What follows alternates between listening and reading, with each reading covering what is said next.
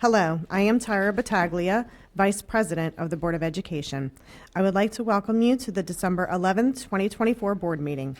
In keeping with the board's commitment to open communication with the community, this meeting is being streamed live on the CCPS website at www.carrollk12.org and broadcast live on Channel 21.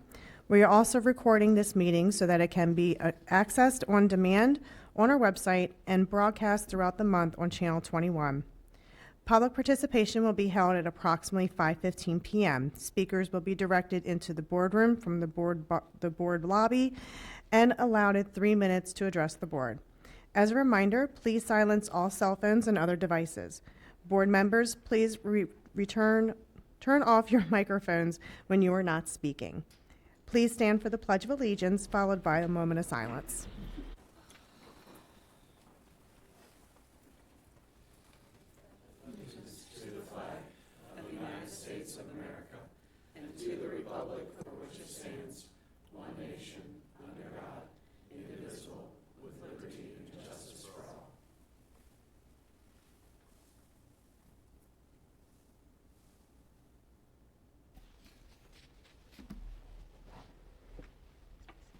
Please be seated.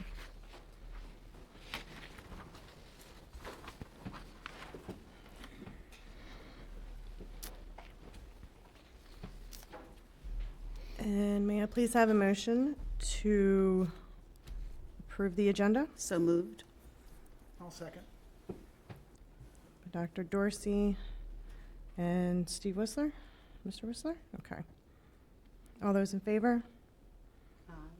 Aye. Okay. Next on the agenda is the election of officers. I declare the office of the President of the Board of Education of Carroll County vacant and ask for nominations for this office. She had. Oh. Go ahead, Ms. Zimmer. I'd like to make a motion for Ms. Battaglia for president. Okay. Do I have a second for that? I'll second that. Okay, now. I'd also like to make a motion Okay. to nominate Mr. Whistler. Okay, I have Steve Whistler nominated. Do I have a second for Steve? I'll second.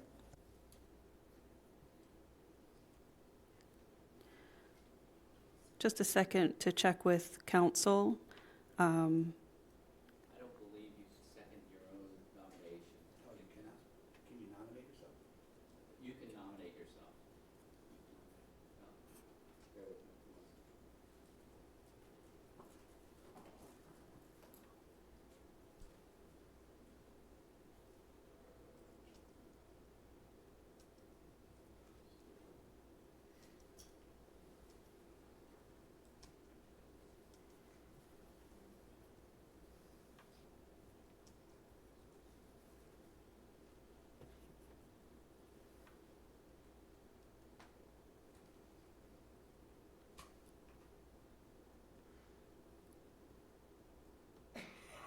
So does the nomination need to be redone?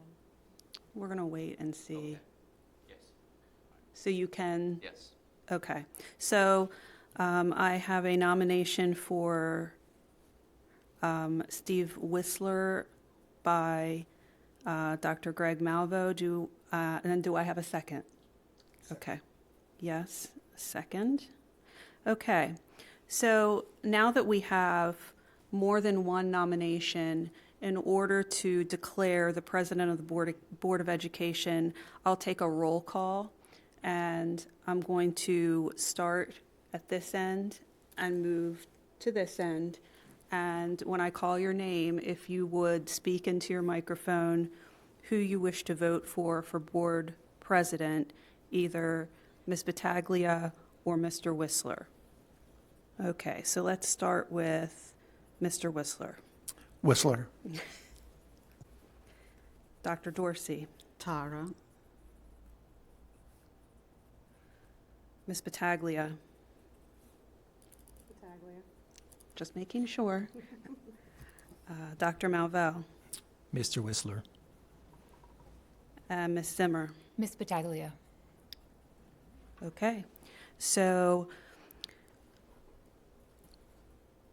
at this point, we have Ms. Battaglia voted for board president, and we will start the vote for vice president. And since Ms. Battaglia has been declared president, she will handle that vote. Thank you.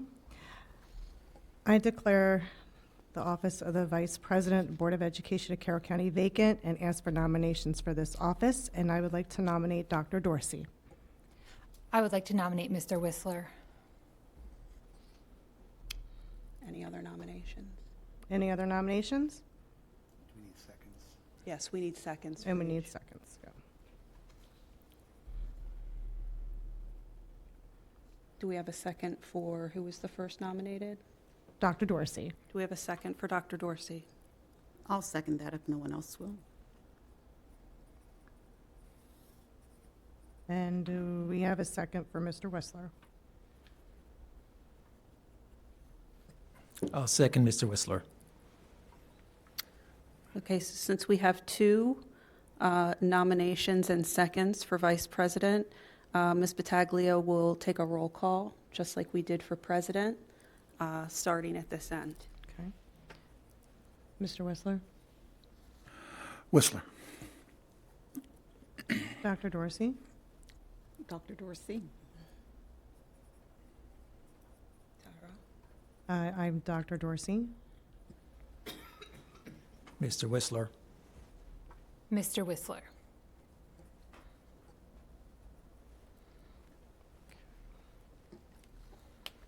And, okay. All right. And then Mr. Whistler is now the Vice President of the Board of Education.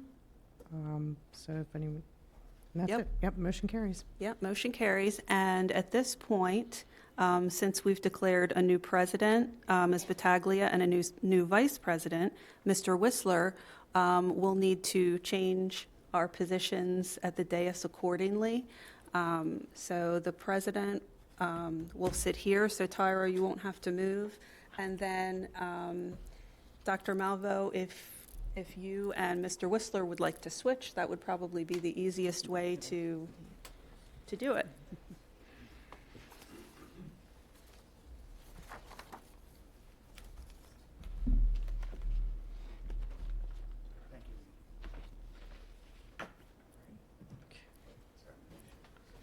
Okay. All right. Now you're going to do the rest of the agenda, starting with the approval. Okay. I'm just waiting for them to move Yep, around a little bit yep. here.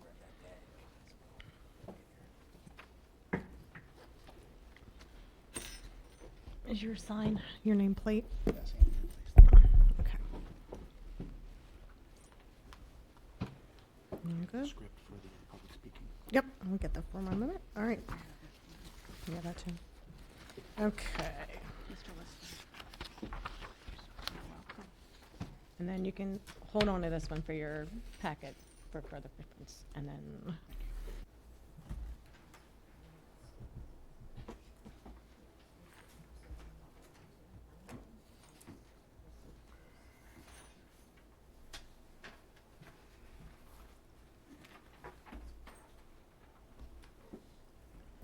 okay.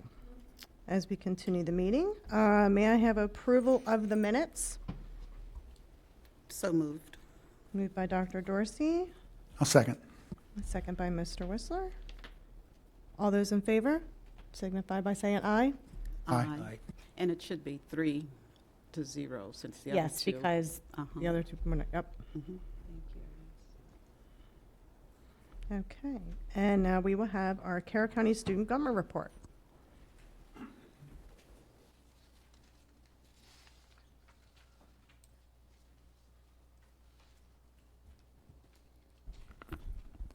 Hi, everyone. Thank you for your time. My name is Anya Slawinski. I'm a senior at Century High School, and I'm the current president of CCSGA. So a week from today, CCSGA is going to have its December General Assembly. Following along with the theme of Agents of Change, our event's sub-theme is going to be Not So Secret Service. Our keynote speaker will be the founder of the organization Live, Hope, Laugh, and this is an organization that seeks to impact the lives of children with chronic illnesses by fulfilling wish lists, distributing school supplies, and more. After this keynote, students will create Project Linus tie blankets that will later be donated to children at pediatric hospitals.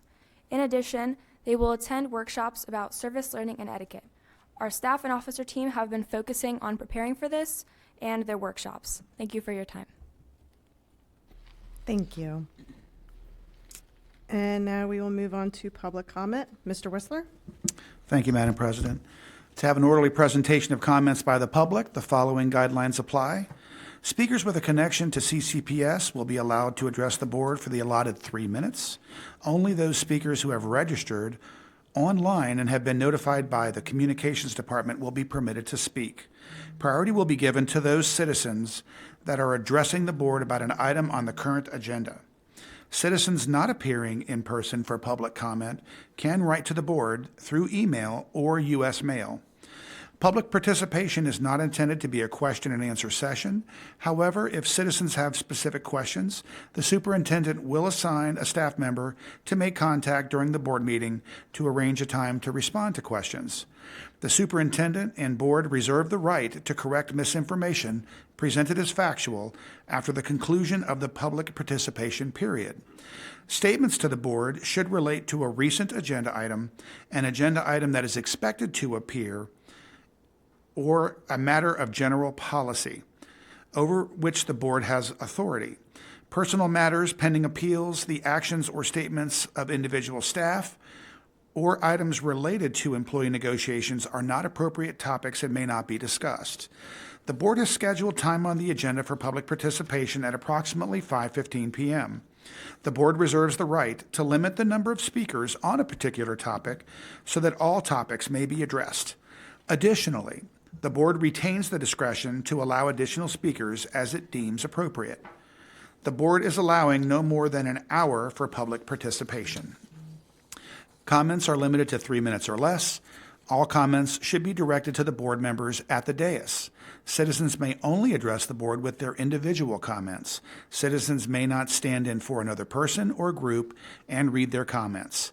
When the allotted time expires, the speaker is permitted to complete a sentence. Citizens may leave any handouts for board members on the table at the back of the boardroom. Please do not approach the dais. Additionally, the public may not display signs or posters during the board meeting. In lieu of signs, or if you are unable to complete your comments in the allotted time, individuals are encouraged to submit remarks to the board in writing. Those seated in the audience are asked to be respectful of the speaker and refrain from commenting to the speaker or to the board members. The first speaker on our list today is Miss Mary Johnson. Thank you, Ms. Johnson. My husband's also on the list, but he's not here. Okay, thank you. Hi, I'm Mary Johnson. My daughter goes to East Middle School. My problem is with the non-transport of safety. So every day in Westminster, you can see East Middle School children walk or bike to school. This journey takes them through busy streets, past unfamiliar faces, and into situations where they have no support. Going to and from school creates a predictable pattern for predators to target them.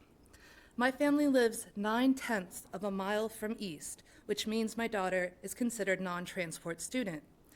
In the previous 2 years, she was allowed to ride the bus because I brought up the fact that her path crosses past multiple known sexual predators. Due to busing shortage, the principal at East and transportation tell me that there's nothing they can do.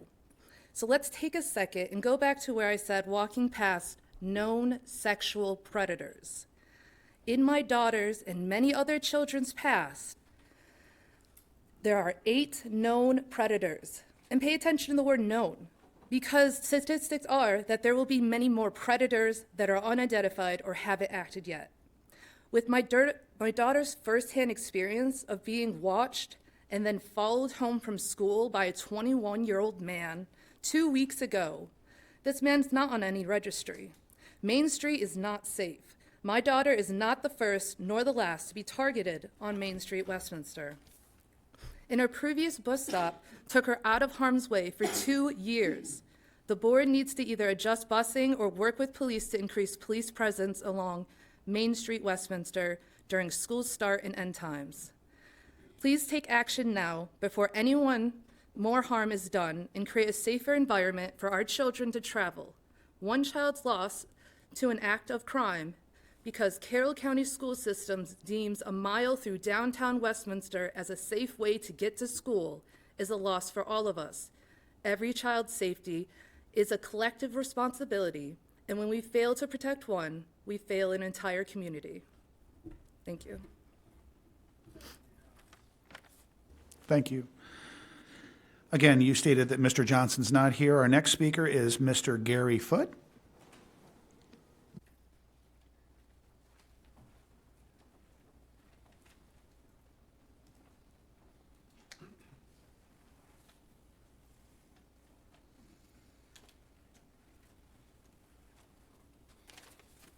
Good evening, board members and Commissioner Gordon. This fall, I did something outrageous with my students. I assigned them a book to read.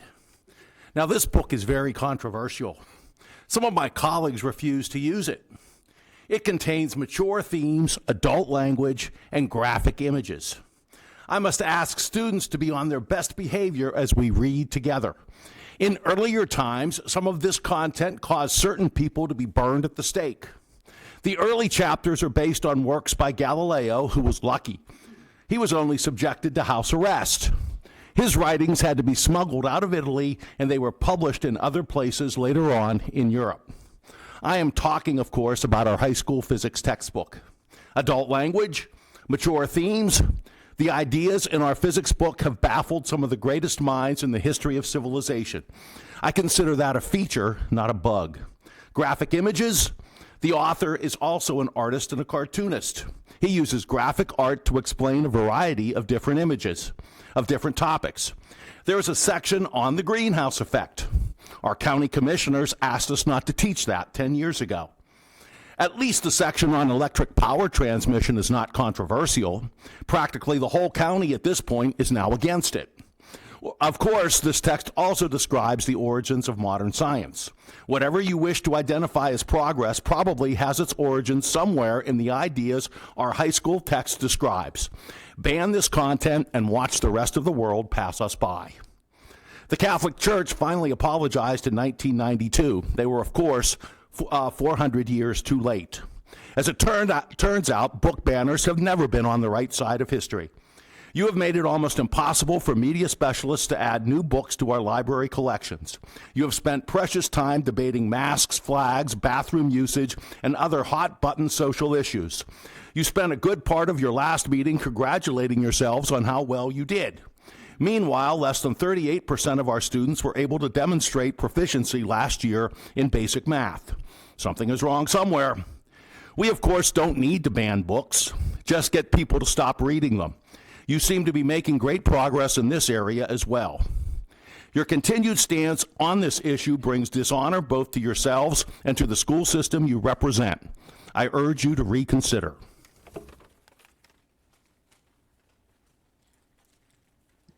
Thank you, Mr. Foote. Our next speaker is Kelly Benton. Mrs. Benton. All right, Madam President, I see no other speakers on the agenda. Okay, thank you. Next, employee groups.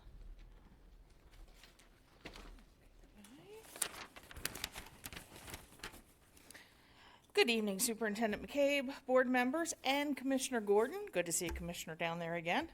I am Celeste Jordan, president of CCA and one of several county union leaders. Welcome to the 2 new board members. I wish you the best as all of us work together to serve the students of Carroll County. I also want to thank Kristen for having coffee with me. Conversation is essential. It is through open dialogue that we learn, grow, and find common ground. I look forward to inviting all the Board of Ed members to our local lobby night in the new year. I reflected on what we did last year, and there were some great conversations had between educators and the members of the Board of Ed. I was recently asked about some of the biggest issues facing educators in Carroll County. I gave 3 big issues: overassessment of students, student behavior, and workload issues.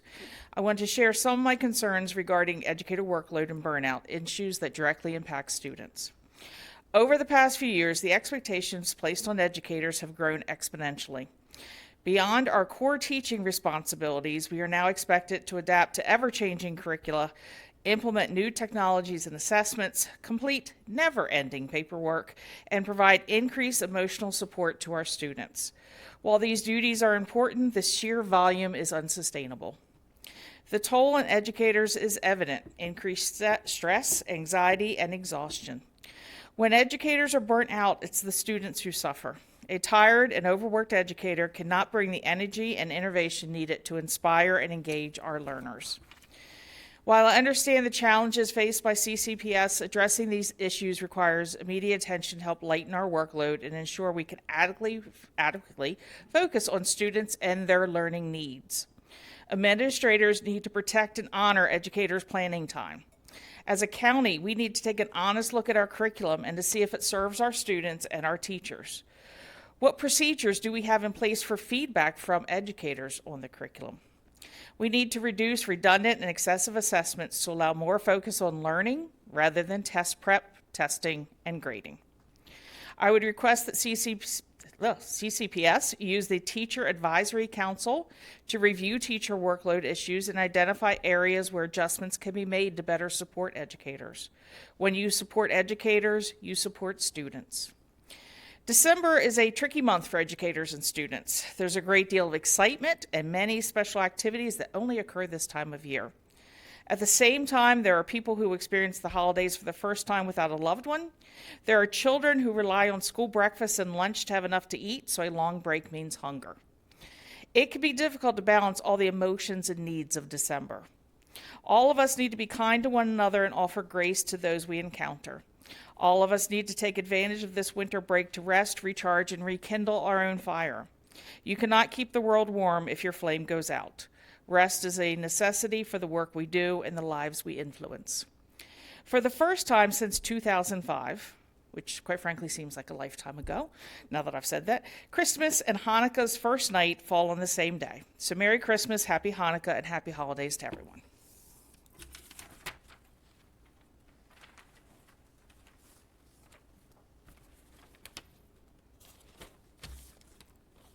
Good evening, Dr. McCabe, members of the Board of Education, especially to our 2 newest members, Mrs. Zimmer and Dr. Malveaux, and to you, Commissioner Gordon, as well.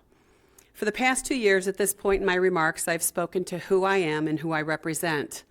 I'm Cindy Porter, president of CASE, and tonight is the last time I will be able to say that I represent clericals, assistants, and LPNs in Carroll County Public Schools. Most every school in CCPS is staffed by RNs who are a part of the CCEA bargaining unit. The last LPN in Carroll County Public Schools is retiring at the very beginning of next year after having served students and families in our county for 29 and a half years. Thank you to Stacy and the other 5 CASE bargaining unit employees who, according to the last transaction report, have already retired or will be retiring by the first of the year with a combined 131 years of service to the students in Carroll County. Also, during this season of Thanksgiving, I want to express how thankful I am to be among such kind, caring, and competent educators in our county. Carroll County Public Schools educators show their concern and care for the students they serve in classrooms every day, but they also show these same character traits outside of the workday, and that's even more evident at this time of year. Did you know that staff at one school helped to provide Thanksgiving meals for 30 families in their school? There are also schools in our county whose staff members adopt families in their schools or help to make sure that the families of the students in their schools have an enjoyable holiday and winter break. I cannot forget that we also have staff who help with school food pantries all year long. Many times with the hectic nature of our lives, including elections, budget cycles, and other important topics that most definitely need to be addressed, stories like these get lost in the shuffle. I found a quote that speaks to what I just mentioned. Shout out to people who are kind simply because it's who they are. No strings attached, no hidden motives, just pure goodness in the way they move through life. I am also thankful for continued conversations and am filled with hope that those conversations will lead to a more thorough understanding of challenges we face as a school system. It is through those honest, collaborative, and sometimes difficult conversations that we can find the most productive solutions to help us move forward as a school system. As president of CASE, I continue to be willing and very much look forward to being a part of those conversations in order to bring another perspective to the table. As we continue to move towards the upcoming winter break, I want to wish all of you, our students and their families, a very restful, relaxing, and enjoyable time away from school. To my fellow educators, may this time be a time of much-needed renewal where you take time to enjoy family, friends, and the holiday season. Thank you. Thank you. We will now move on to board member and superintendent updates. We'll start down with Dr. Malvo, and then we'll move our way up with Mr. Whistler and myself being last. Does that To sound go good? first, well. Right. Okay. So I served as the guest speaker for the North Carroll Business Alliance NCBA's November meeting in Manchester. The second speaker was Delegate Chris Tomlinson. NCBA is committed to providing annual student scholarships to deserving graduating local high school seniors through active business community participation. Funds generated through NCBA activities are given directly back to the community to benefit local students, their members, and community events. I also went to the Christmas tree lighting event in Hampstead, my hometown. The Hampstead mayor and some of the town council members joined in the holiday festivities, including holiday music from local schools and youth groups. Also, Cub Scout Pack 791 kept people warm with hot chocolate for sale. There was a live nativity, and various local businesses showed the expertise of their trades with the Hampstead Farmers Market Christmas Market. And that same night, I was able to visit the Skill Tree, and this is a new business in Hampstead that teaches life skills to neurodivergent students in our community. I was also able to join a great community event in terms of Boy Scouts Troop 380. They had their annual Mugs for Hugs service project to help provide holiday donations and cheer through the Northeast Social Action Program, or NESAP. NESAP gives assistance to those in need with food, clothing from on-site food pantry and thrift stores in Carroll County. To aid NESAP, the Boy Scouts packed gift bags with coffee mugs, tea bags, cocoa mix, oatmeal packets, and snacks, so that when patrons from NESAP come for their monthly food set, they will also receive one of those gift bags. Great job, Scouts.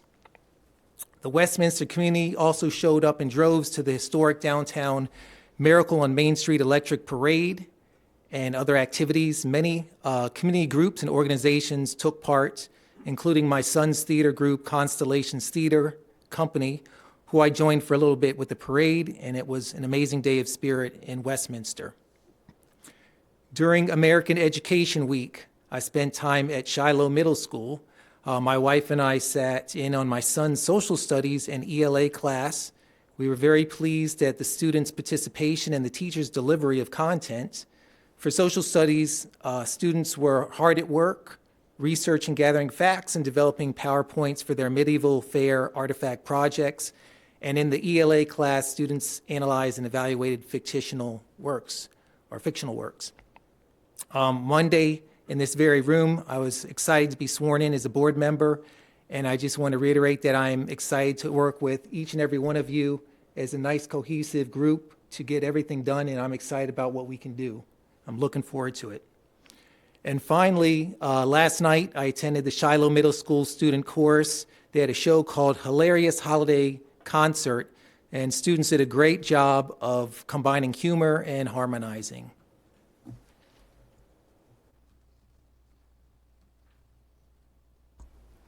Okay, as far as my report is concerned, on November 14th, it was certainly a pleasure to attend the annual Thanksgiving meal at Ebb Valley Elementary School. The food was delicious, and catching up with former colleagues and friends was wonderful. Many thanks to cafeteria manager Teresa Baust and her staff for preparing the meal, and to Principal Whitney Warner and the entire staff for sharing their warm hospitality. On November 15th, I attended the Curriculum Council meeting. After Mr. Wernick shared a welcome introduction and mission of the council, we had two wonderful presentations. One presentation was on the visual and performing arts programs that we have here in CCPS, and that was shared by Mr. Stewart and Mr. Killian. And the other presentation was on secondary social studies, shared by Mr. Milhorn and Ms. McDonald. The council, I feel, is off to a very fine start for the year. We thank Mr. Wernick for structuring and facilitating the meeting, and certainly to all of the fine presenters for that day. On November 18th, I attended the MABE legislative meeting. We had our initial look and discussion on establishing our 2025 priorities. November 22nd, I attended Tawnytown Elementary School's 75th anniversary celebration. At the celebration, I had the opportunity to hear Commissioner Vigliotti share a message on his reflections from being a student at Tawnytown Elementary and some life lessons that helped to ground him. And I also viewed a PowerPoint presentation on the history of the school. There were many displays with mementos and artifacts available to view, which were related to the school's history. So thanks to Principal Bree Bauer and the staff for making the celebration special for the students and community. On December 9th, I attended another MABE Legislative Committee meeting, again, where we discussed our 2025 session priorities. And also on the 9th, I attended the swearing-in ceremony for the new board members, Kristen Zimmer and Greg Malvo. And certainly I welcome them both to our Board of Education. And finally, as we approach the winter break, I'll take a moment to wish everyone a safe and Merry Christmas, Happy Hanukkah, and Happy Kwanzaa. May your holiday be peaceful as you enjoy some rest and special moments with your families. Thanks. And our student representative, Chloe, would you like to go ahead and go? So for my board report, on Tuesday, December 3rd, I went to the Carroll County Student Government Association staff and executive board meeting. We're planning for our upcoming December General Assembly, which our CCSGA president talked about is held at FSK this year. We'll be holding workshops on professional etiquette and service learning, as well as completing our service project on Linus Blankets. We also planned for our February General Assembly, which is held at Century High School on the 12th. On Monday, December 9th, I also attended our swear-in ceremony for our new board members. Very excited to work with you guys and to learn from you, and congratulations. This incoming month, I will be attending the Maryland Association of Student Council's Executive Board meeting on Saturday, December 14th at Baltimore Polytech Institute. And I will also be attending their caucus meeting on Sunday, December 15th, to talk with other student leaders about statewide student government events.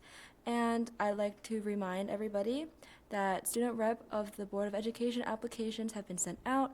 They're due January 24th, and if you are interested, to ask your advisors.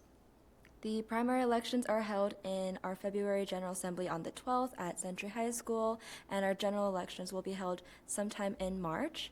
And to top it all off, I'd like to congratulate all of our students from Carroll County who made it to All-State Orchestra, Band, and Chorus. We had quite a lot of Carroll County students make it this year, and I'm very proud of everyone who auditioned and were able to make it on the roster. Ms. Zimmer? Thank you. I'm feeling incredibly thankful and honored to have been elected to the Carroll County Board of Education last month. Thank you all for your warm welcome. And Chloe, I'm looking forward to learning from you as well. For most of November, I took a much-needed break with my family and my husband and children. On November 30th, my son and daughter and I ran the Jingle Bell Mile before the Miracle on Main Street Parade. On Monday, December 2nd, I attended the Carroll Business network lunch. On Wednesday, December 4th, I attended the Good Scout Award breakfast. And finally, on Monday of this week, I had the honor of officially being sworn in to this great board. So thank you. Mr. Whistler.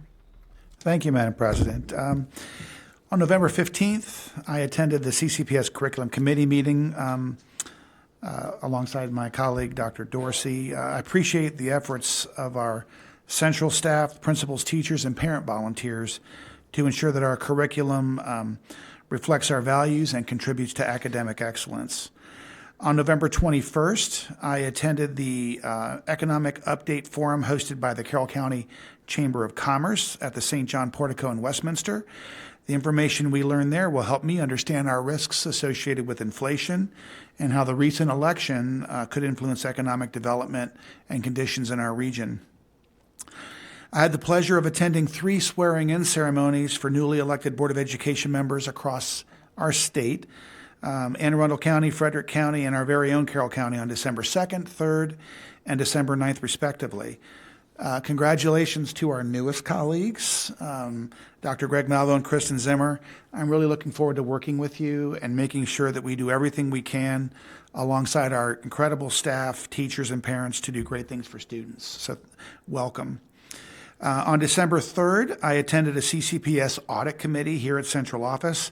Again, I really appreciate the efforts of our parent volunteers and our staff that makes sure that we are spending our money appropriately and wisely at each of our schools, a very important job that they monitor for us. On December 4th, I was invited by the American Legislative Exchange Council to serve as an Education and Workforce Development Task Force guest speaker and panelist in Washington, D.C. I enjoyed the terrific exchange of ideas on how local government and municipalities can work together with local boards of education to improve education. I walked away with a lot of different perspectives on the way things are done in different parts of the country, and it was very, very eye-opening and time well spent for me. On December 9th, I attended a portion of our Maryland Association Boards of Education, or MABE, Legislative Committee meeting. Thankfully, our colleague, Dr. Dorsey, was there for the entire thing, covering for us. And I will tell you, to echo her comments, our state Board of Education colleagues are working on a list of recommendations that we can pass to legislators that they might consider to ensure we reduce costs and at the same time meeting all of the meaningful provisions in Blueprint. So a lot of good work there. And finally, I attended Liberty High School's football banquet in Sykesville later that evening on December 9th. I'm really proud of our coaches, not only at Liberty High School, but all of our coaches and athletes across the county for demonstrating exceptional sportsmanship and a winning attitude. We walked away with a lot of accolades on the athletic field countywide. We have remarkable students that excel not only in the classroom but also on the field. And then finally, in closing, I just hope everyone has a wonderful holiday season. It's a time to spend with family. I want to thank the large numbers of our educators, our teachers, our community organizations, our churches and synagogues for reaching out and making sure that less fortunate kids in our school system have a great holiday season. So I know my church is sponsoring, along with St. Paul UMC in Sykesville, 273 students around the county with gifts to make sure they have a great holiday season. So thanks to everybody for pitching in and making sure that our kids are celebrated and treasured this holiday season. Thank you. Commissioner Gordon, did you have anything you would like to add?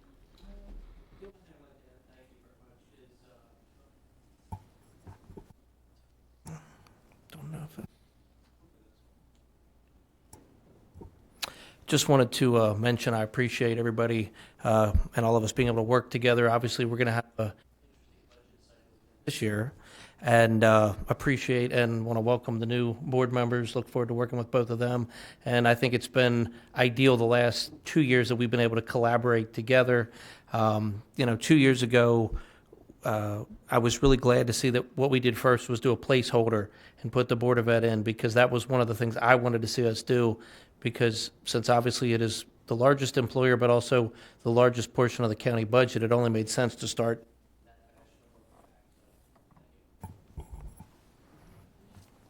Thank you. Well, first, again, welcome Commissioner Gordon. I'm glad you could attend this evening's meeting. Just a couple quick things. I had attended the Ebb Valley Thanksgiving dinner on November 14th, Commissioner Rothstein's morning town hall on November 18th, attended the Economic Development Luncheon sponsored by the Carroll County Chamber of Commerce on November 21st, the CAC meeting that we held here that week as well and that evening. Of course, the new Board of Education swearing in ceremony on December 9th. Again, welcome Dr. Greg Malvo and Ms. Kristen Zimmer. Excited to work with both of you. And then this morning I ran over really quickly to the Manchester Elementary School holiday concert.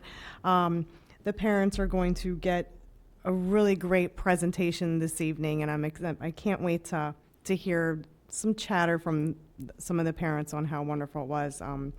The 4th and 5th graders do work very well, and I do congratulate their chorus director as well as their instrumental music teacher.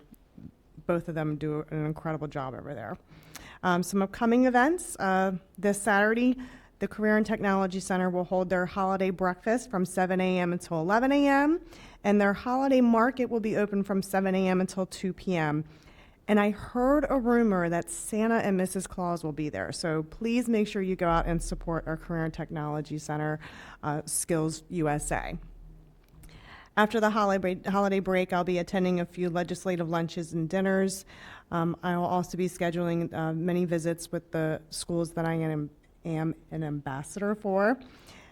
Winter, winter sports are underway, more other performances throughout the schools. I do want to wish everyone a wonderful holiday. To our staff, I hope you enjoy this much needed break and you enjoy the time with your families. Dr. McCabe. Thank you. Before I get to my report, I just want to thank Commissioner Gordon for your comment during your time to speak. It would be wonderful if Carroll County Public Schools was thought of first in the budget process. I know you have a lot of public agencies to consider, and we always appreciate being thought of at the top half of the list and not at the bottom half of the list. So that's encouraging as we move into this budget season. I'd like to begin by congratulating Dawn Zepp, manager of the Mount Airy School Cafeterias, for being named Maryland State School Nutrition Manager of the Year by the Maryland School Nutrition Association. Dawn manages the cafeterias at Pars Ridge and Mount Airy Elementary Schools, as well as Mount Airy Middle School. Dawn creates a friendly environment for students, staff, and employees at the school cafeterias she manages. Her initiatives to ensure all children are treated the same regardless of ability to pay at the register led to a formalized donation account that helps all CCPS families who struggle with school meal debt. She also works with administration and teachers to support curriculum and farm-to-school efforts, and is an excellent trainer who develops her employees and assists in orienting new substitutes. In celebration of December 9th through 14th as Computer Science Education Week, Vicki Walucius, a technology education teacher at South Carroll High School, is being recognized by the Maryland Center for Computing Education for her contribution to the development of the middle school computer science standards annotations.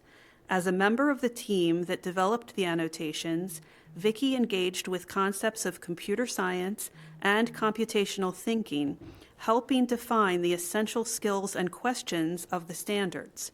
Through her participation in this project, Vicki has contributed to quality computer science resources for students and educators across Maryland and beyond, and has enhanced the quality of computer science education for middle school students. And now, I would like to congratulate our fall sports teams that won state championships. First, the South Carroll High School golf team won its second consecutive state championship, and the coach for that team is Matt Joseph. Next, the Manchester Valley High School field hockey team won its first state championship in school history. Congratulations to Deneen Kuntz. Next, the boys soccer team from Liberty High School won its first state championship since 2005, and the coach there is Donnie Quaidar. And lastly, Liberty's girls soccer team won its first state championship since 1996. Congratulations to Danielle Preetz on that victory. Congratulations to all of the team members and their coaches. And now, I would like to extend a special thanks to all of our students, employees, and families who worked to provide relief and assistance in the cleanup efforts following September's devastating floods in North Carolina. I was recently made aware of just a few of those who volunteered to help. Tristan Picarella, a junior at Francis Scott Key High School, Lila Hollenbeck, and Mason Rollings from Northwest Middle School and Westminster Elementary School, let me start that section over. Lila Hollenbeck and Mason Rawlings from Northwest Middle School, and Westminster Elementary School third grader Delilah Barber and her family traveled to North Carolina to help with the cleanup efforts. Francis Scott Key teacher Michelle Brilhart organized the collection and delivery of donations of school supplies, clothing, and other items. The kindness and generosity of these individuals and many, many others made a positive impact on the lives of the affected families during a very difficult time and were very much appreciated. And finally, I would like to extend my best wishes to each and every one of you for a safe and happy holiday season. I hope that you enjoy this special time with family and friends and that you have a very happy new year.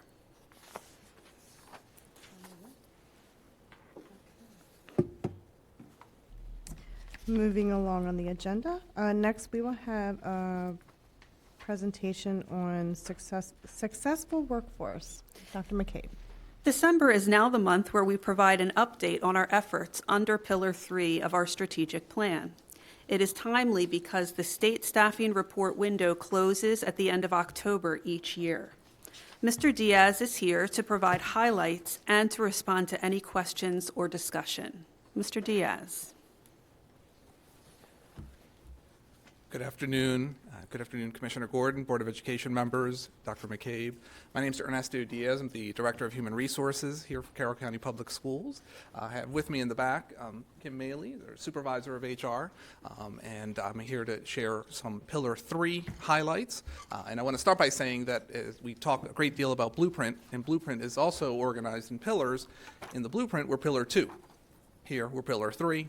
A lot of the same information. What's on the screen is in many of our posters across the school system, our objectives in terms of recruiting, supporting staff, right, the diversity of our staff, and class size. One note, I think it's already been mentioned, but the data in these slides is as of October 15th of each year. That aligns with the requirement from the Maryland State Department of Education, or MSDE, and their Maryland State Staffing Report, so that the numbers match. And there we go. So in our priority focus area number 1, which focuses on the percentage of individuals, teachers, who are certificated or licensed, and there's going to be a little bit more in a future slide here in a few minutes in terms of new regulations related to certification, but you'll notice that we're going to use certificated and licensed for the foreseeable future, and certainly in this presentation.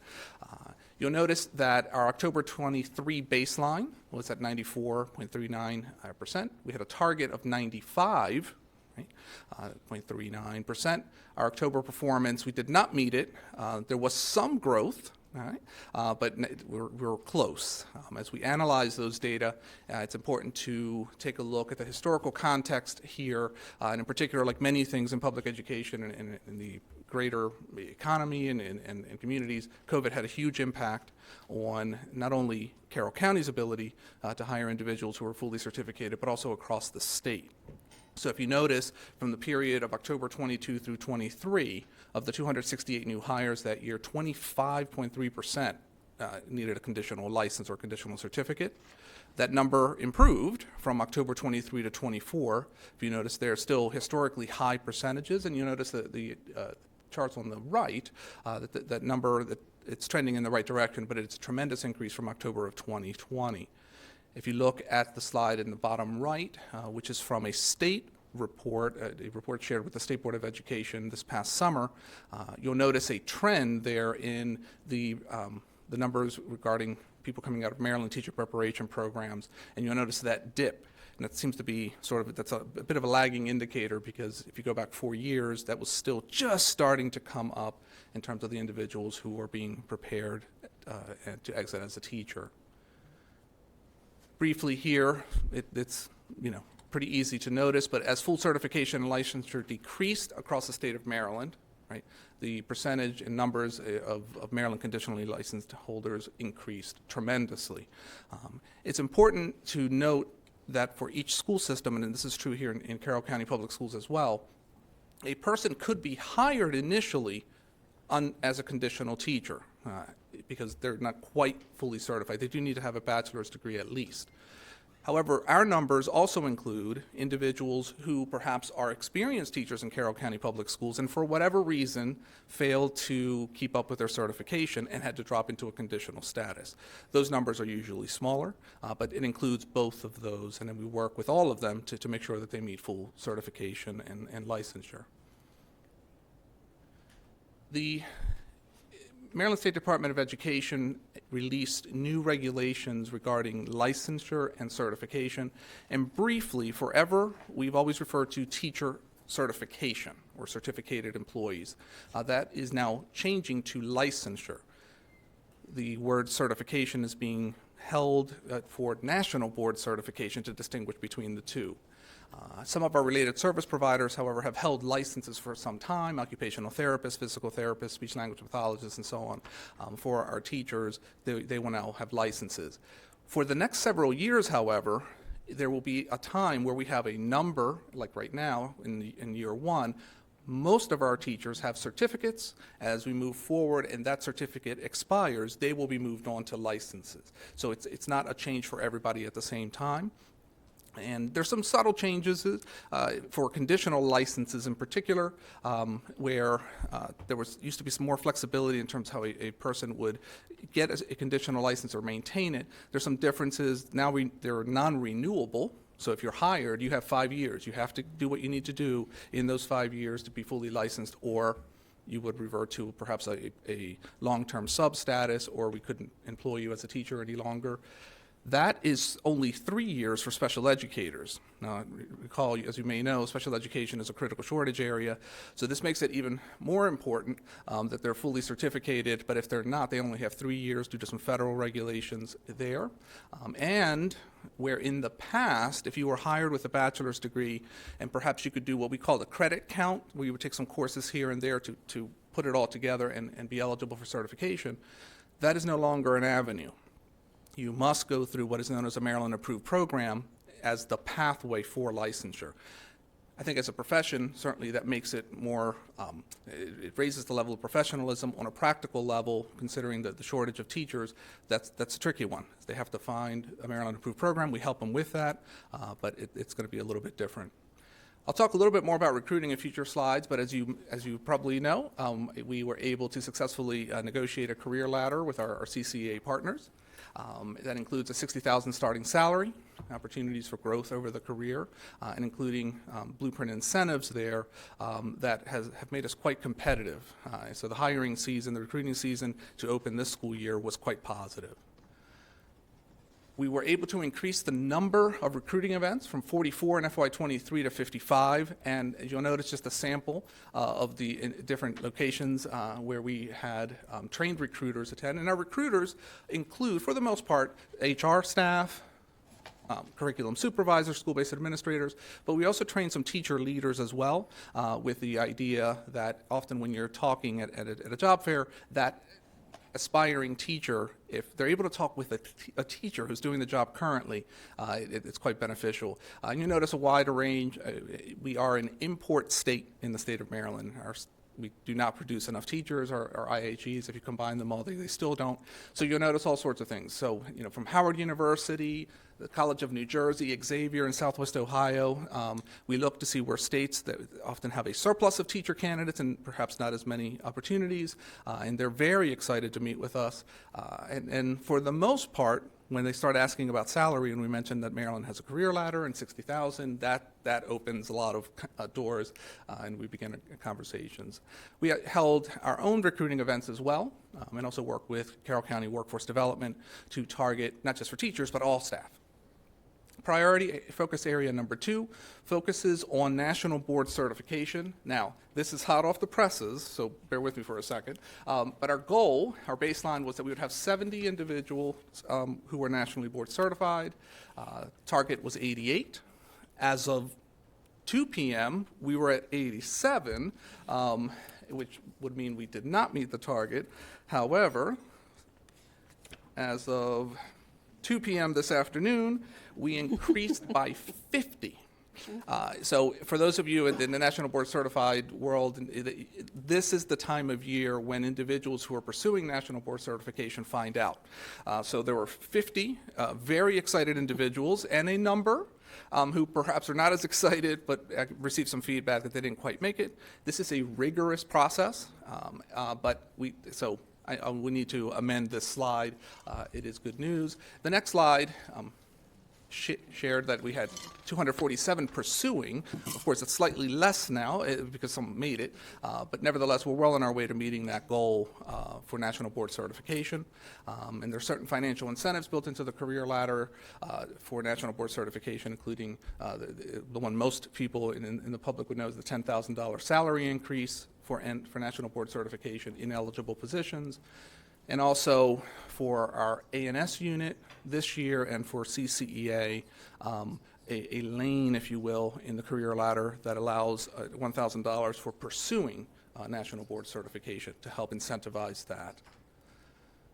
Priority focus area number 3 focuses on the diversity of all staff. And you see the numbers here, and I want to talk a little bit about the numbers because the goal, if you notice in the middle column, October 24 target, is to be within 1% of that number. The broad idea, which I'll mention in a future slide in a second, is that our staff should be representative of the students we serve. That continues to be a great challenge in Carroll County Public Schools, but across the state and frankly across the profession. If you notice from race and ethnicity, most of our areas were not met. I'll be frank with you. The ones that have a Y were Ys or yeses because we were within 1% of that target. But there's still a lot of growth in this area, and there's a lot more work to be done. So we continue our efforts, which I'll share in a little bit. In terms of how do we compare with the state, these are data from the state that show the disparity of teacher, student, race, and ethnicity. Now, this is for 23-24 school year, the latest data available in that report. The red square represent teachers of color. So Carroll is towards the bottom left. For us, it's about, for these, in that time frame, 3% of our teachers are teachers of color, compared to 23% of our students of color. As you look across, you'll notice some have higher numbers, but their disparity is even greater. So we take a look at this, and I share this just as a point of reference for all of you. This continues to be a great challenge, and in terms of how teachers are prepared, the state broke down those data as well, and looking at traditional preparation programs for teacher certification, now licensure, race and ethnicity of those individuals in those programs compared to alternative preparation program completers. So the alternative preparation program completers might be alliances or collaborations between a public school system and a university, and often those tend to be a little bit more representative of the students across the state. As you may know, we're embarking on a project with Towson University to help run our teacher induction program, and also hopes through that alliance of working to increase the number of interns from Towson University and perhaps other universities within the state of Maryland here in Carroll County. So we have their student teachers here, and they get a little bit of a head start with us in terms of interviewing and also our access to them. A reminder that there is a section in COMAR, right? Code of Maryland Regulations 13A.07, entitled Integration. And if you notice the date towards the bottom, it refers to a report submitted to the State Department of Education by January 1, 1971. This has been around a long time. It is, I think, in our view, it makes sense that our staff should be representative of our students, but it's actually a COMAR requirement as well, that the public school system should be reflective of the composition of the population of their respective jurisdictions. We continue recruiting at historically black colleges and universities, Hispanic serving institutions, and recruiting outside of Maryland. It's quite common that we're in Pennsylvania, different places, but there's a surplus of teachers.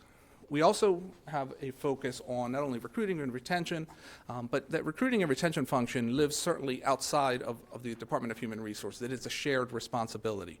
We fully understand that when we're there at a recruiting event, it's about us, but certainly once that individual is hired, that onboarding process with HR, new teacher orientation, the first few days at their school, what it's like in their school or building or office, it is a shared responsibility. And I'm going to take a moment to thank our colleagues in curriculum, at school administration, those individuals who lead our AFSCME employees, so our custodial, building maintenance. It's a shared responsibility, and they take it seriously as well, because we want to make sure that we're recruiting and then being able to retain to the greatest extent possible as we move forward. Priority focus area number 4, focus on class sizes. And I won't spend a whole lot of time. You'll see the yeses and nos there. This is based on the November report to the Board of Education on staff, on the class size analysis. And of course has a connection to what is happening with our work in Blueprint. And I won't go into too much detail here, but as you are likely aware, the school system is wrapping up work on a Blueprint Fiscal Compliance Committee with a report here soon in January. We've been working with CCEA and EBSASCO to continue talking about the career ladder through a collaborative process where we're talking about what are our shared interests and how are we going to figure out this interesting puzzle of the teacher time requirements and teacher leader positions that are required in the Blueprint, and of course how that impacts schedules. Right? How do we create an elementary school schedule, middle school schedule that's compliant, while at the same time keeping an eye on focus area number 4. We don't have enough time to go into all of these links, but they are live links. The one at the top is the Maryland Teacher Workforce Supply, Demand, and Diversity from May of 24.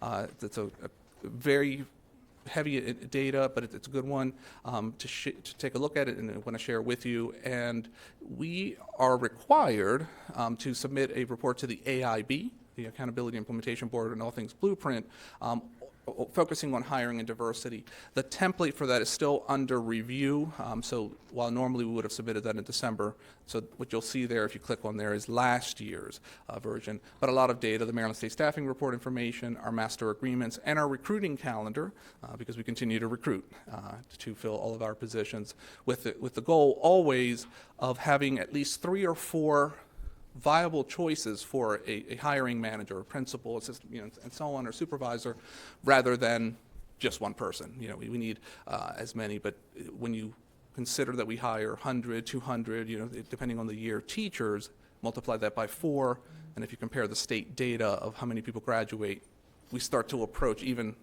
Carroll County Public Schools with those numbers of graduates. Our next steps, we'll be updating the strategic plan on the website, and the CCPS data dashboard, which will also include an update on Pillar 1. And with that, thank you, and I can answer any questions if there's time. Yeah, I was going to say, anybody have any other questions? Mr. Whistler? Mr. Diaz, thank you so much for a terrific report. Again, that data dashboard, I really encourage the public to go to the website and look at that data dashboard. There's a lot of great information on it. Our superintendent and her staff worked really hard to make sure that you know what's going on in our school system, and transparency is a big thing for us. For my colleagues and for the staff, we may want to look at adjusting and modifying focus area 1 and 4 targets because of things you already mentioned.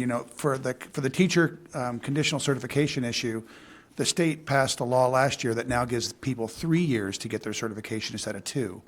So I just wonder if we're going to naturally see a higher number of, conditionally certified folks because of that. And if so, I don't want staff to feel like they didn't meet a target because of something that was outside of their control. So just something for you to think about, as we move forward. With the 60-40 split, hiring more, I think we'll be forced to hire more conditionally certified teachers as we go forward. I think last time we talked that we need 400 plus educators to fully implement 60-40. I don't know where we're going to find 480 something educators over the next several years, but and we're just one county out of 24. So I don't want the staff to feel like they didn't meet a target because of something that was outside of their control. For focus area 4, class sizes, again, blueprint related issues, class sizes, with 75% compensatory ed, we may be forced to shift teachers without us wanting to do so. And so we are all waited on the edge of our seats, boards across the state, wondering if the state legislature will give us relief there, because we don't want to see teachers moved. We don't want to see class sizes explode. And so again, we may need to sit and revise priority focus 4 targets, because again, I don't want the staff to feel like they missed the mark when something wasn't in their control. One more comment, if I can, for focus area 3, recruiting. Again, I just want to make sure, let's focus our efforts on recruiting, make sure that we're hitting, I want to make sure for me that we're going to every possible place we can to recruit, our HCBUs, our areas where we can recruit a diverse and fantastic workforce, because we do have an incredible workforce. But I just want to convey the urgency in my mind that we should never rely on a person's demographics to hire them, but instead their qualifications and ability to do the job. But again, for me, I really want to make sure that we follow the Supreme Court precedent in not using those demographics to say whom we hire. But I definitely want to applaud you and the superintendent for making sure that we recruit in every area we can to get the best possible workforce from from every possible demographic. So just my comments. Thank you. Thank you. I applaud you for always looking out for getting the best and the brightest that we can to attract here to Carroll County. I just had a couple of comments. One on the recruiting highlights. I had a question about whether teachers and administrators were included as a part of the administrative or the recruiting teams, and you've certainly answered that, so that was good to hear that they are a part of the trained recruiting staff. I know beginning teachers have a lot on their plates, but sometimes, those beginning teachers really can have, strike up a good rapport with those who are possibly interested in coming to the county. So do we have any sort of at the beginning stage of the career as a part of the recruiting teams? Yes, I think it'll take a little bit longer, and we want to do that cautiously. Right. So certainly I would think a person within their first 5 years of the profession, where their principal or assistant principal give a thumbs up, they would represent the school system well, I think would be helpful. But we're not quite there yet. So we last year into this year with some more senior teachers, but that is on the horizon, yes. Okay, good. And again, the diversity of the recruiting teams as well. I'm Correct. sure you've taken a look at that. Correct. Okay. Yeah. And I guess my only other comment was on the one where we were looking at the analysis and the targeted interventions, looking at the alternative prep programs. Right. I'm wondering, is Teach America a part of the alternative program by any chance, or is that another category? So broadly speaking, yes. I want to double check that the state data represented in that table focuses on that. But yes, it's the idea that, so historically there was something known as resident teacher certificate programs, or RTCs, or partnerships with, so say, one of the 24 partnering with their local community college and or four-year university to create a sort of a joint program. Sometimes the school system can almost become the Maryland approved program under those models. Lots of times those programs, they're pulling a number of people who are current employees, perhaps instructional assistants, already working in the system or living within the boundaries of that school system, and often are more representative of their community. Sometimes, and I think with the data showing that some of our four-year are not necessarily as diverse. Okay. All right, thank you. Sure. Any other questions or comments? Dr. Melville? Thank you, Mr. Diaz, for this report, and kind of leaving off where Dr. Dorsey was. In terms of that data analysis and targeted interventions plan, I think that's great that we see African Americans these teacher prep programs, in terms of alternative prep programs, have produced greater proportions of African Americans or teachers of color to complete this. Is there any data or information as to why, or what's the attraction to that particular program where there are greater numbers with that group who are drawn to that? I'd want to be cautious in responding. I think I would repeat what I shared, a minute ago, is that often they are.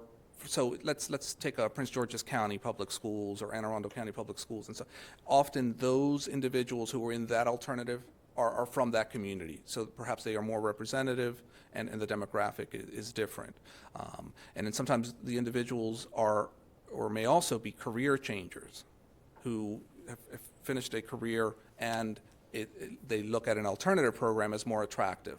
Sometimes it may be faster, but nevertheless, the preparation is the same. They both complete the programs and then are eligible for, well, now, if they're in the program now, they'll be eligible for licensure. Okay, great. Also, in terms of the data analysis and targeted interventions page where it was recruiting advantage of the career ladder, as we know, there's been a $60,000 starting salary opportunity for growth, and you're saying that there are blueprint incentives that may attract experienced teachers in neighboring states. And so I'm just trying to understand a little bit more how, with our neighboring states being pretty much as competitive with blueprint and salaries, maybe what is the draw that also is bringing our neighbors as well to? Right. So individuals, when we meet with individuals, say in Pennsylvania or Ohio or south of here especially, the starting salary by itself is often quite attractive. They see $60,000, that's very, very competitive. The other parts of the career ladder that give are things, for example, related to national board certification. In our particular master agreement with CCEA, the maintenance of certificate, because once you're nationally board certified, you have to maintain that certification. Our salary increases for those maintenances of certification are generous.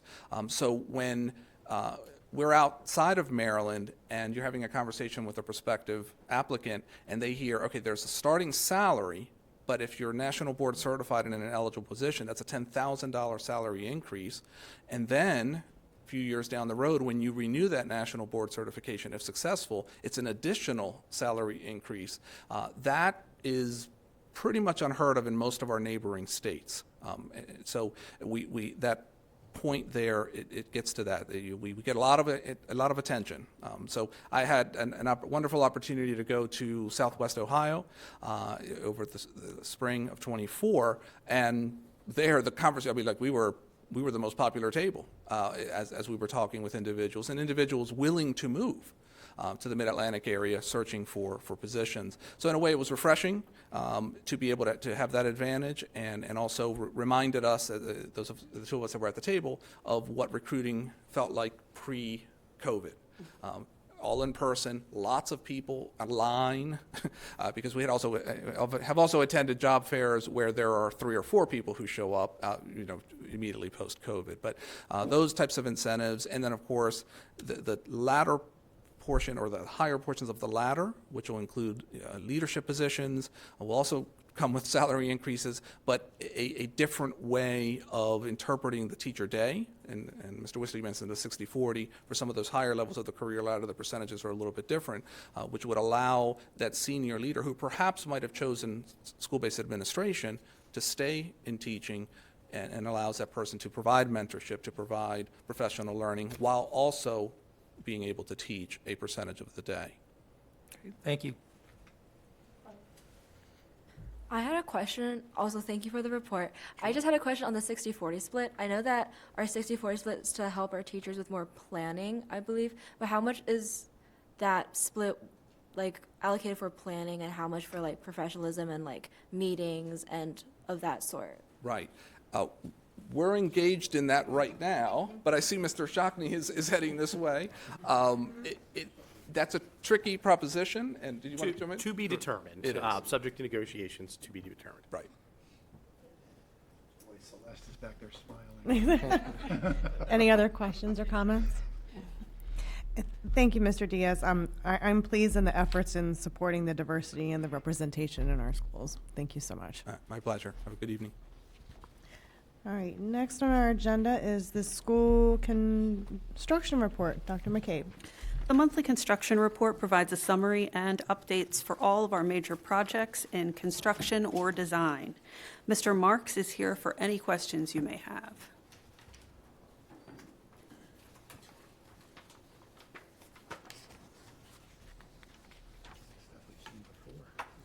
Any questions? This is 5A, yes.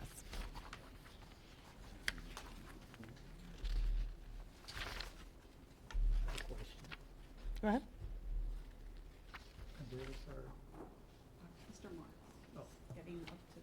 Thank you, Mr. Marks. No problem. Good evening. Good evening. Not to nitpick, just looking at in terms of money and spending in this report, the very first page, I see a couple bulleted points in terms of Career and Technology Center improvements, overhead doors and so forth. Landscaping's on here, scheduled to start in early December, weather permitting.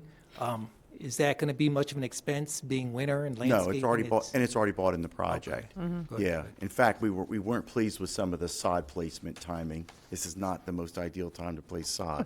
Right. But they've given us extended warranties for the items that they're doing right now. So. And the doors that we're talking about, that's all bought already in the contract. Right. And those are for the maintenance buildings that are around back. We did those last, but it doesn't affect anything that's going on inside the school. Okay. Thank you. Mm-hmm. All right. Any other questions? Okay.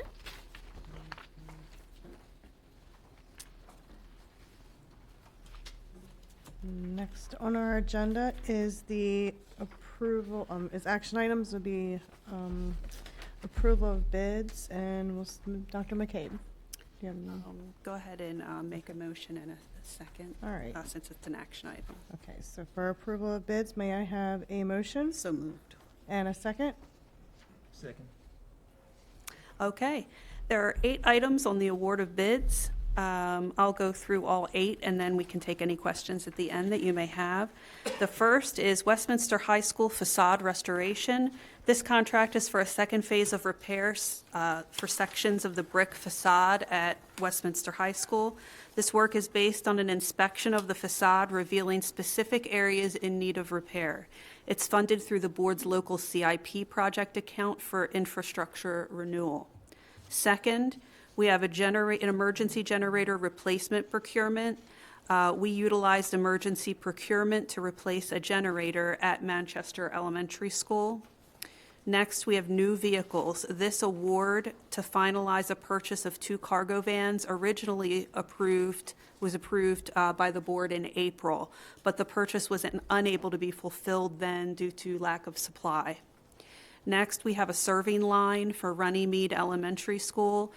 As part of the ongoing capital renewal of the food services program, this is for the installation of a new serving line at Runnymede Elementary, and it is completely funded through the food services program fund. So they are a self-funding entity. General office supplies and paper. This award is the purchase list for general office supplies and paper for the next 2 years. Next, printer supplies, toner, and cartridges. And this contract is for the purchase of list printer supplies for the next 2 years. Next, we have machine technology machinery. As part of the fitting out of the renovated tech center, this contract is for 3 vertical milling machines. And lastly, we have the maintenance earth networks. This is an award for a 5-year contract for the maintenance fee for our weather alert system, which is at all 7 high schools. questions? No, I'm just glad not to see anything related to chillers on the, Hopefully we're finished with that yeah, for a thank while. goodness. Dr. Dorsey? Yes, I just wanted some feedback on number 7. I don't think we've ever seen a situation in my tenure anyway, I'll say, where the low bidder couldn't really meet what had been shared earlier. Maybe not in your tenure, Dr. Dorsey, but periodically things like that have happened. And so we have a process to move down the list to the next most responsive bidder. Standing here tonight, I don't have more specific details as to what rationale they offered for why they couldn't deliver. Okay, so you're saying your process is then, you just move on to the next Correct. lowest bidder.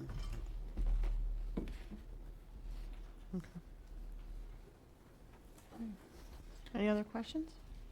Oh, Ms. Simmons? I just have a question on category 17, the Earth Networks. I understand that you're recommending that we go into a 5-year contract. It doesn't seem as if there's any cost savings to do that 5-year contract. Is there a reason why we would do that versus paying yearly? A couple of reasons. And this is basically our lightning detection system that we have at all the high schools, and I think there's a unit at outdoor school as well. So we own that equipment. We've invested in the equipment. This is sort of for the maintenance and monitoring piece to it. And while at the moment it might not reflect a higher a savings to do 5 years, that annual fee could adjust on an annual basis, and so we'd like to lock it in for the 5-year period now. To lock it in, that makes sense. Yeah. Mr. Duffy is here as well. If you, Mr.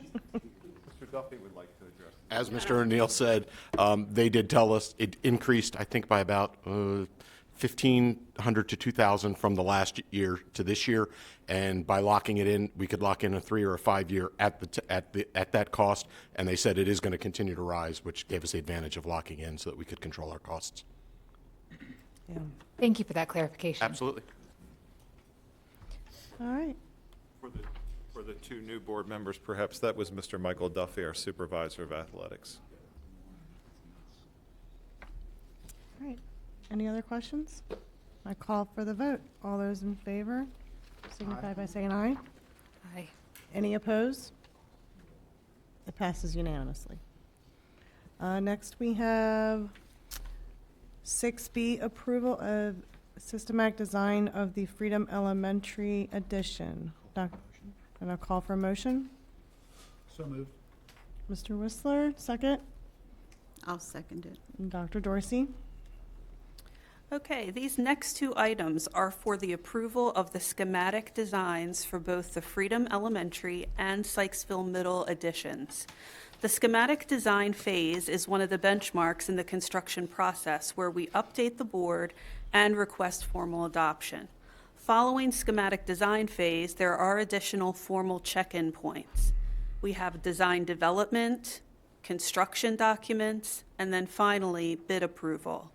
At each stage of the project development process, we provide the board with current budget estimates. These working estimates are not the final cost, which is determined at the time of bid approval. In this case, both projects' estimates at the schematic design phase are tracking above budget.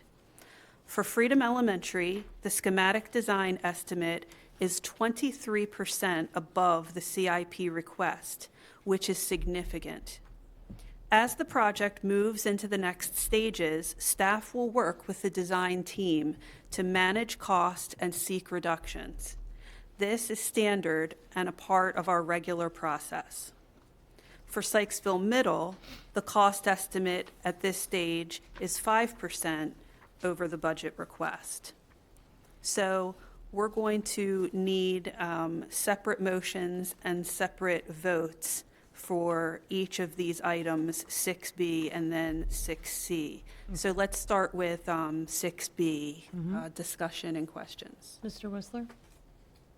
Thank you, Madam President. I know you hate hypotheticals, John, but here goes a hypothetical. With Freedom Elementary, if we get relief from the legislature that they modify and change the pre-K requirements, for example, could we could we come back and maybe scale this down or make it smaller? Because aren't pre-K requirements driving part of this expansion there?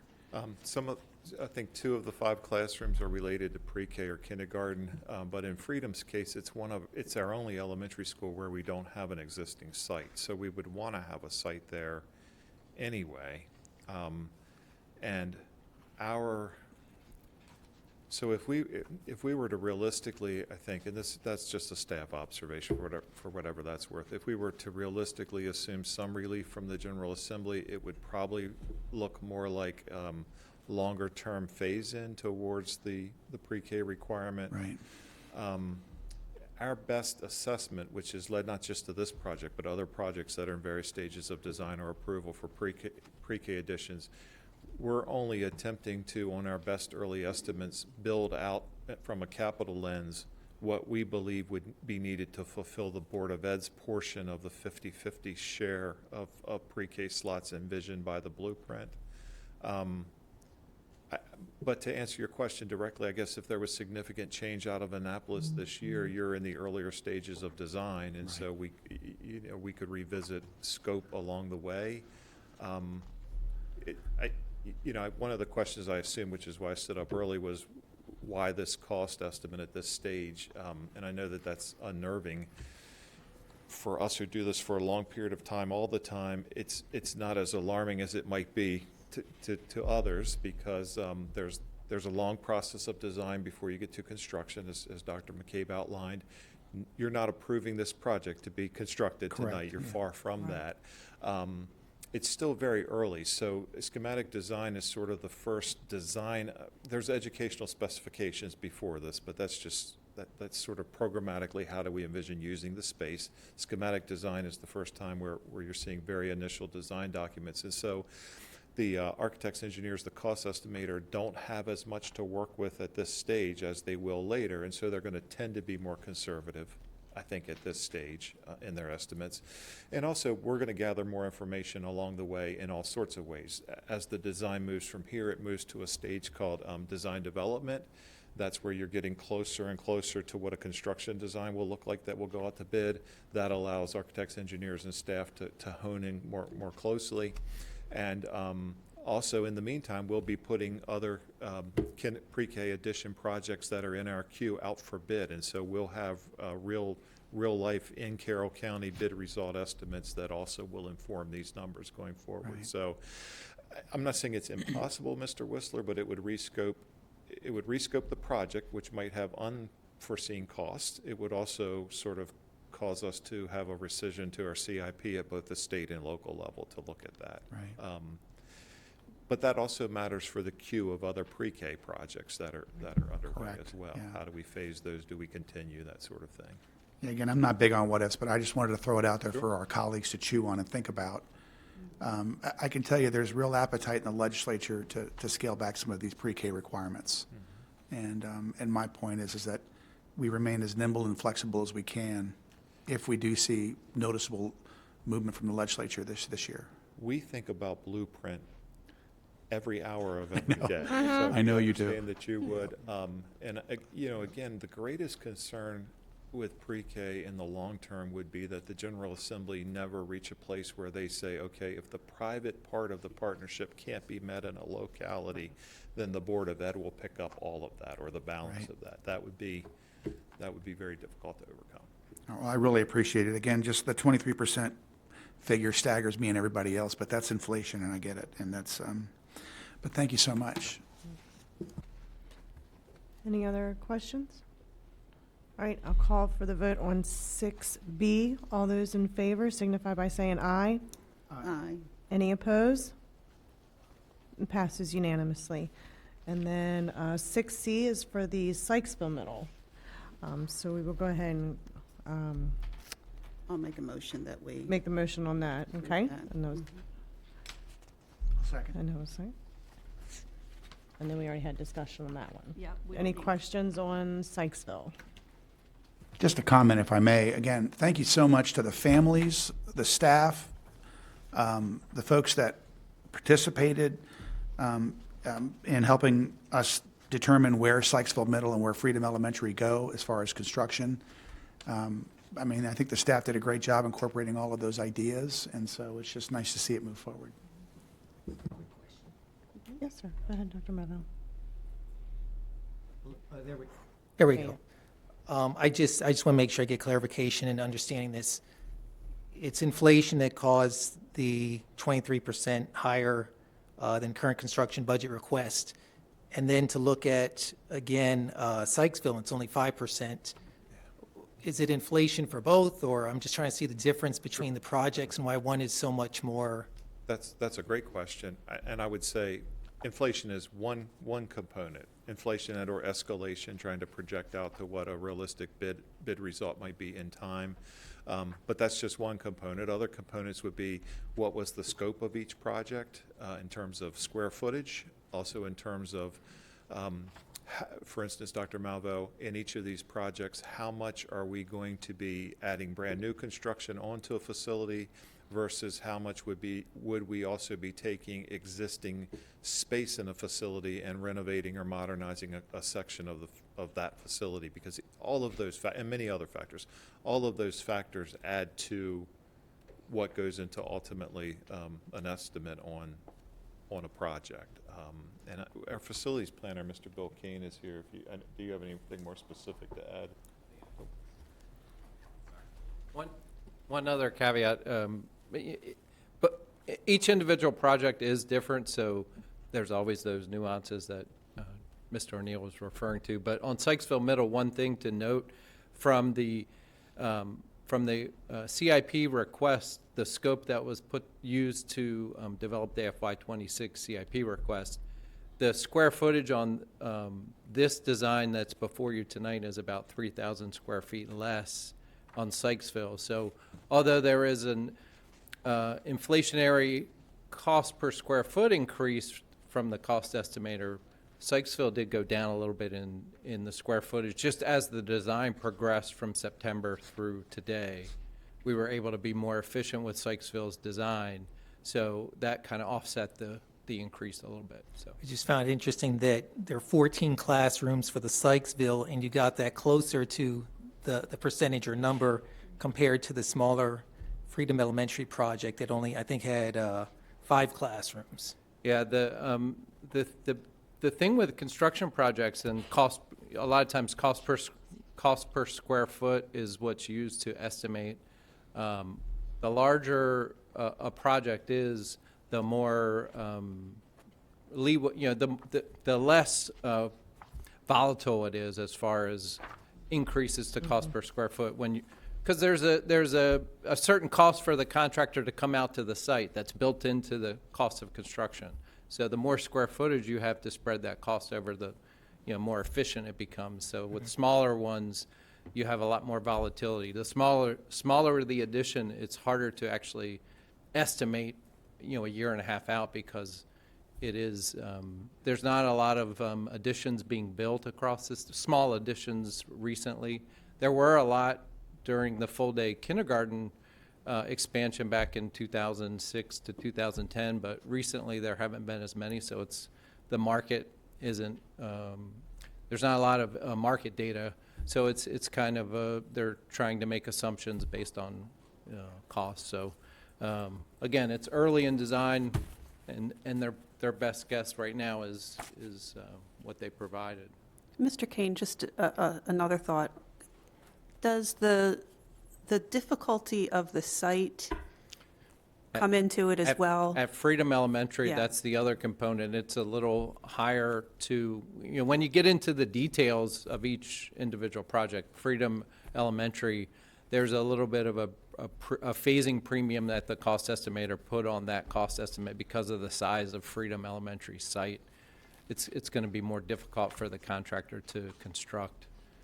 They have less room to spread out, store materials, park vehicles. I want Bill to stay close so he can help me where I need to, but I also want to, if I can, try to sort of allay your concerns a little bit, because I get it. You're showing up and being seated tonight in the first construction project you're ever being asked to vote on. One of them is tracking at this point in time 23% above the budget. But this will be different at every stage of a project. So when these come back for your approval for the design development stage, there will be a different cost estimate. And when it comes back again for construction documents, there will be a different cost estimate. And it could just as well be down as it is up. But what's important to remember is nothing gets approved for construction without going out on the market for bid and then you approving that guaranteed maximum price of that construction bid.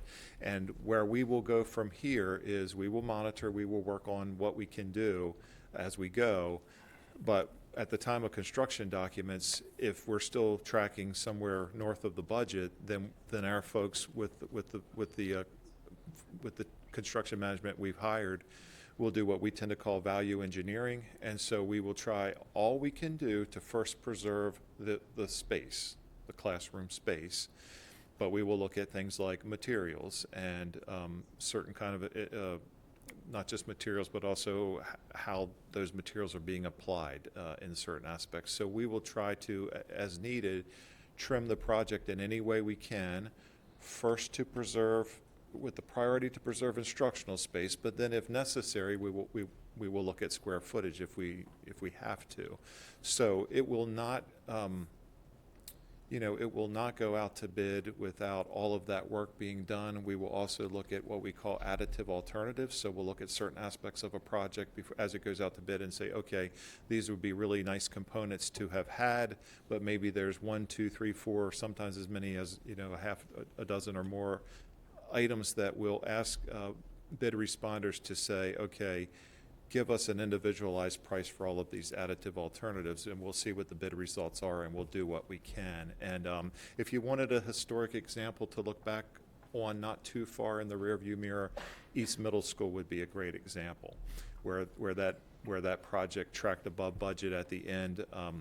Ray and Bill and their team and the folks we had employed from the outside did a tremendous amount of value engineering, and I don't know if any of us would know it offhand, but it was above 10 million, I think, wasn't it? Jim Marks would know better, but it's in the millions. It was in the millions.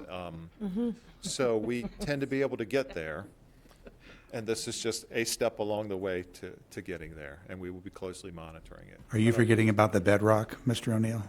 But we The still boulders? still came in under budget, even with Yes, that okay. contingency. So, Thank you. sure. All of a sudden, Carroll County had a mountain we didn't know. Any other questions?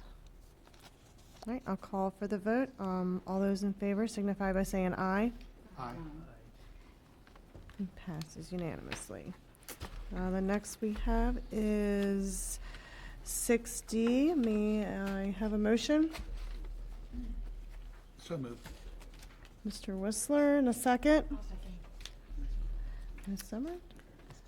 All right, I have one recommendation for appointment this evening. Todd Hartshorn will be moving from social studies teacher at Manchester Valley High School to acting assistant principal at Manchester Valley High School. Comments, questions? Okay, I'll call for the vote. All those in favor signify by saying aye. Aye. It passes unanimously. Next on the agenda is 6E. May I have a motion? So moved. Dr. Malvo, and a second? Ms. Simmer? Dr. McCabe? So for the monthly personnel action items, we have 1 new hire, 4 releases from contract, and 1 leave of absence.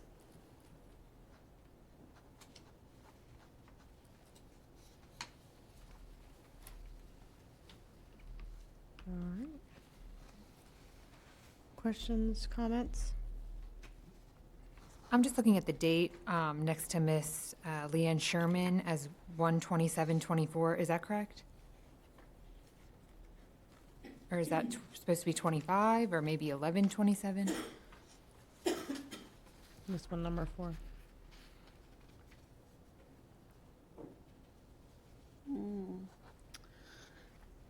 I'm not sure. Mr. O'Neill or Mr. Diaz, do you know the details on that one? I think it is a typo, but I'll need to double check. It's certainly not January 24th, right? Probably 25. I'll get back. All right. I'll call for the vote. All those in favor signify by saying aye. Aye. Passes unanimously. And then on 6F, may I please have a motion? So moved. Mr. Whistler, a second? And Dr. Malveaux? Dr. McCabe? Okay, this is the approval of before and after school childcare lease for Elmer Wolf Elementary. The school parent-teacher organizations at the schools arrange for before and after school daycare providers while working with the school principal on that. Once an arrangement is established, then we bring the lease agreements to the board for approval. This lease is for before and after childcare at Elmer Wolf. Questions? All right, I'll call for the vote. All those in favor signify by saying aye. Aye. It passes unanimously. All right, there is no discussions this evening. Okay. So, let's see here. Yep. So we are going to have a budget work session here on Wednesday, December 18th at 3 p.m. Here in the boardroom. Our next Board of Education meeting will be Wednesday, January 8th at 4 p.m. The board will have citizen participation here at 125 North Court Street. And tentatively on January 29th, we are going to be holding a FY26 operating budget hearing here in the boardroom. And with that, everyone, grab our jingle bells. We want to wish everyone have that wonderful holiday. And someone make a motion to adjourn. Dr. Dorsey and Mr. Whistler. Happy holidays, everyone.